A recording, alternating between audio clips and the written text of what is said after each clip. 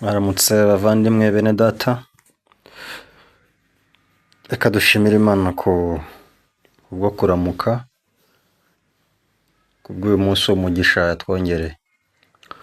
Reka dutangire dusoma ijambo ry'Imana riri mu gitabo cya Samweli wa mbere, ibice 15 turasoma duhereye ku murongo wa mbere. Samweli wa mbere ibice 15 uhereye ku murongo wa mbere aravuga ngo: hanyuma Samweli abwira Sawuli ati, Uwiteka yantumye kukwimikisha amavuta ngo ube umwami wa Isirayeli, nuko rero ube wumvira Uwiteka mu byo avuga. Uwiteka Nyiringabo avuze ngo, nibutse ibyo Abamaleki bagiriye Abisirayeli ubwo babatangiraga mu nzira bava muri Egiputa.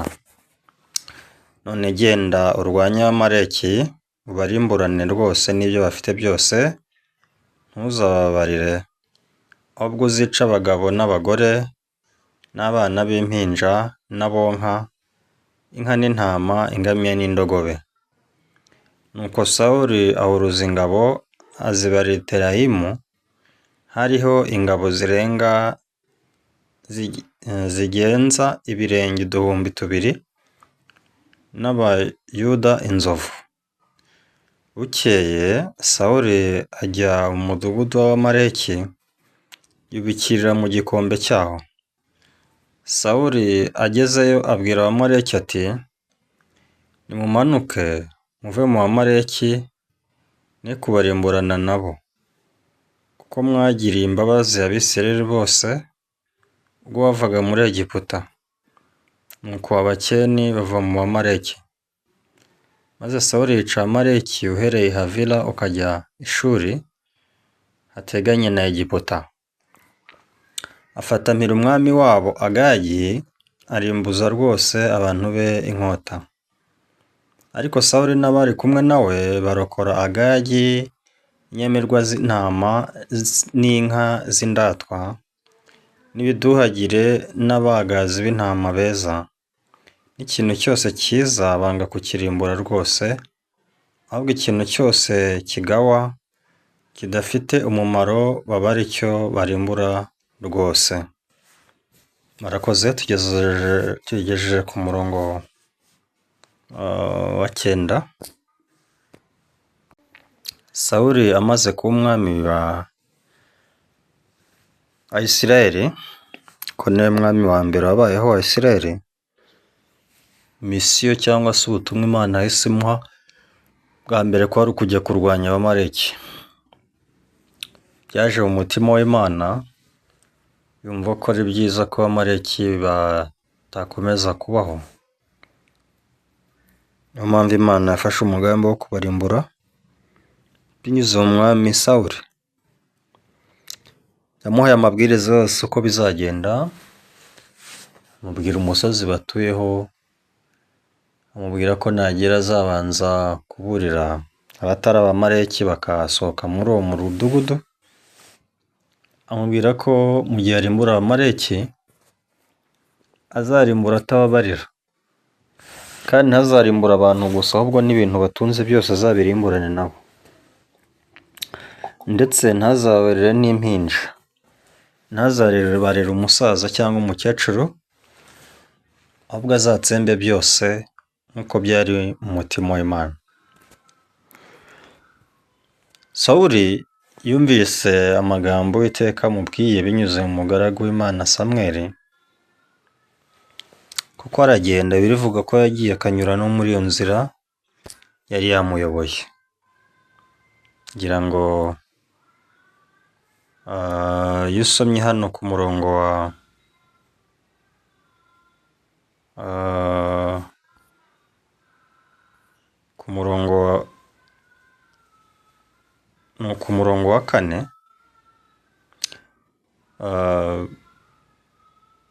biravuga ngo nuko Sawuli ahuruza ingabo azibarira i Telayimu.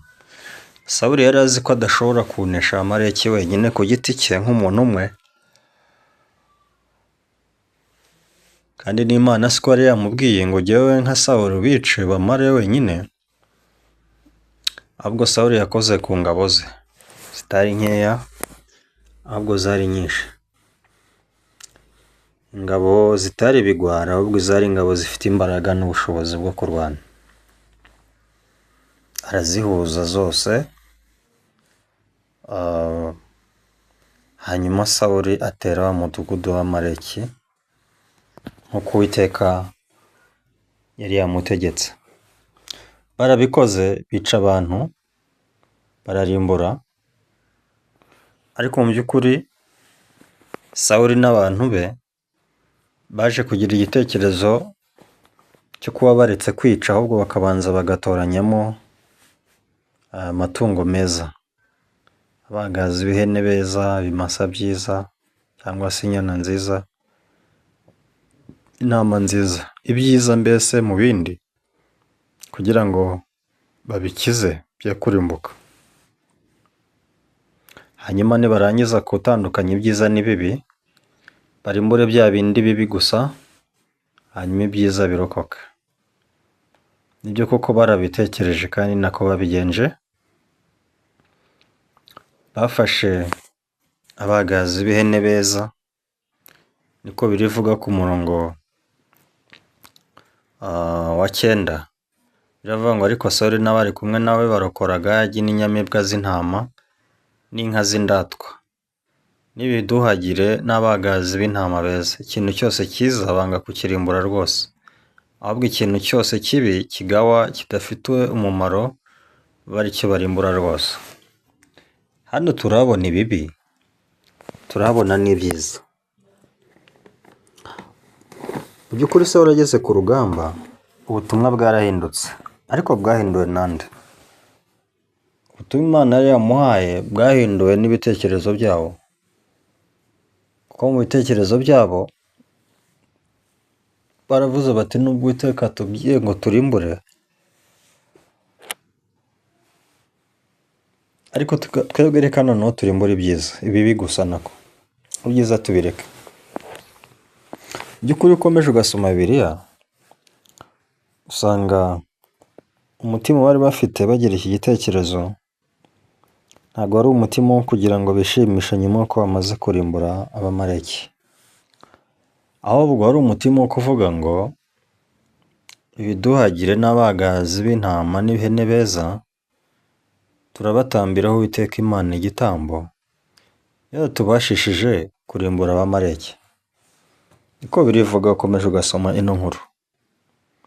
Cyari igitekerezo cyiza, ariko nubwo cyari igitekerezo cyiza, cyari igitekerezo gitandukanye n'ibyari mu mutima w'Imana, cyangwa se bihabanye n'ijambo Imana yabwiye Sawuli. Igitekerezo cyo kuvuga ngo turimbure ibibi, ibyiza tubirokore, ntabwo Imana yigeze ivuga habe na gato. Mu gihe twizera Imana cyangwa se mu gihe tuyoboka Imana, hari ikintu abantu dukwiriye kwitondera. Birakwiriye ko abantu tureba niba mu by'ukuri turi mu ijambo ry'Imana cyangwa se twaritandukiriye, kuko ibitekerezo byacu iyo bimaze kwiyongera ku ijambo ry'Imana biba byabaye ikindi kintu, biba byakoze undi musemburo, ntabwo riba rikiri ijambo ry'Imana gusa, ahubwo biba byabaye ya nzoga isharira. Niyo mpamvu igihe cyose tugiye tuyobowe n'ibitekerezo bivanze n'ijambo ry'Imana, ntabwo ikivamo ari umugisha, ahubwo bituviramo umuvumo. Nyamara tuba dutekereza ko ibyo turi gukora, uko turi kugenza, ni ibintu byiza kandi Imana izabiduhera umugisha. Reka turebe ukuntu mu by'ukuri nta mugisha ubirimo. Imana imaze kumenya ko Sawuli yagenje gutya, yamutumyeho n'ubundi umugaragu wayo Samweli. Ni ukuvuga ngo bukeye Sawuli avuye kurimbura Abamaleki, Uwiteka yavuganye na Samweli. Iyo urebye ku murongo wa 10 aravuga ngo bukeye ijambo ry'Uwiteka rigera kuri Samweli, aravuga ati nishije icyatumye nimika Sawuli, kuko yateshutse akanga kunyoboka, ntasohoze amategeko yanjye. Samweli abyumvise ararakara, akesha ijoro atakambira Uwiteka. Iyo ugeze ku murongo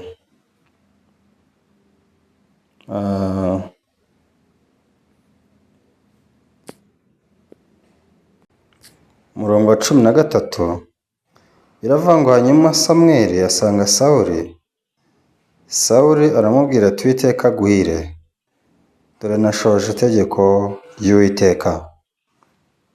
Yego, Sawuli mu mutima we no mu bitekerezo bye yaravuga ati dore nashohoje itegeko ry'Uwiteka. Bivuze ngo Sawuli yari anyuzwe n'ibyo yakoze, ariko Uwiteka ntiyaranyuzwe n'ibyo Sawuli yakoze habe na gatoya, habe namba. Ahubwo Uwiteka yari yababajwe ndetse yarakajwe n'ibyo Sawuli yakoze, atari uko atishe, ahubwo kubera ko yishe ibibi cyangwa se yishe ibigawa, ibyiza arabikiza cyangwa se arabirokora. Ariko ijambo ry'Uwiteka uhereye ku murongo wa mbere, Uwiteka yaramubwiye ngo genda urwanye Abamaleki. Umurongo wa 3, ubarimburane rwose n'ibyo bafite byose, ntuzababarire ahubwo uzica abagabo n'abagore n'abana n'impinja n'abonka, inka n'intama, ingamiya n'indogobe. Iryo jambo ry'Uwiteka rirasobanutse byose. Iyo bigezeho Imana ivuga ngo n'abana b'impinja n'abonka, ntugire icyo urokora, ibyo biba bisobanutse. Ariko Sawuli mu mutima we ku murongo wa 13 akavuga ngo dore nashoje itegeko ry'Uwiteka. Yari yishimye anyuzwe nabyo, ariko Uwiteka habe namba ntiyaramwishimiye.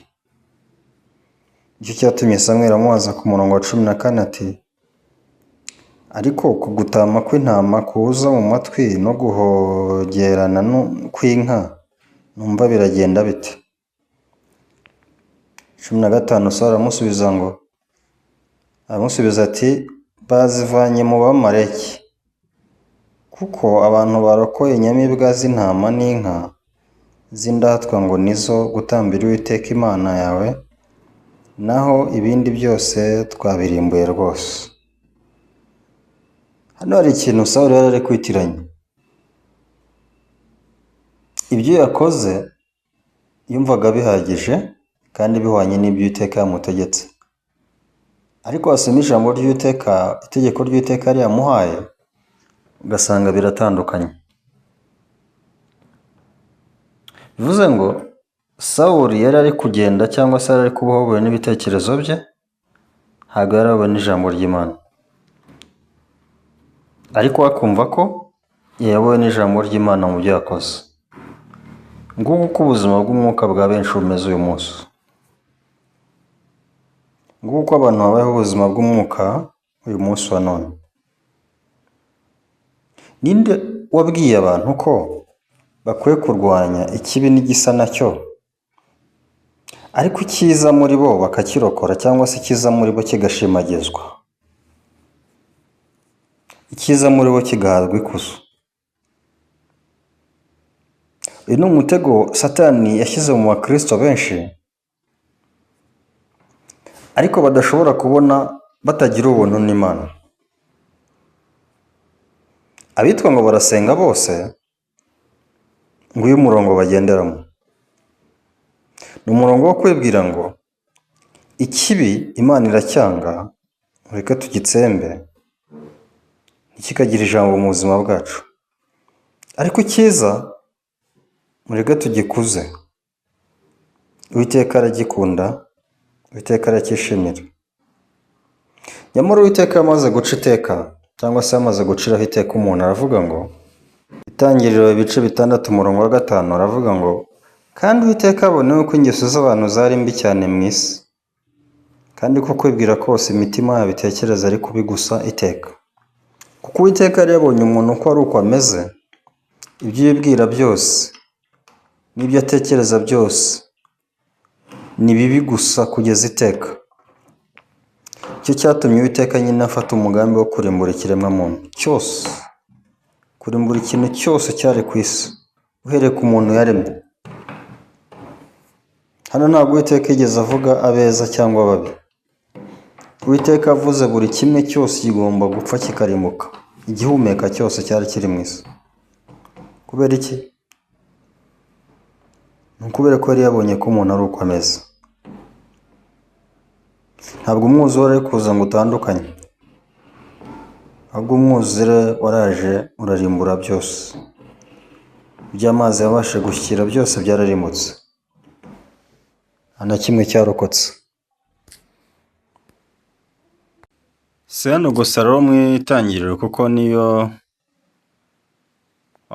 usomye mu gitabo cy'Abaroma ibice 3,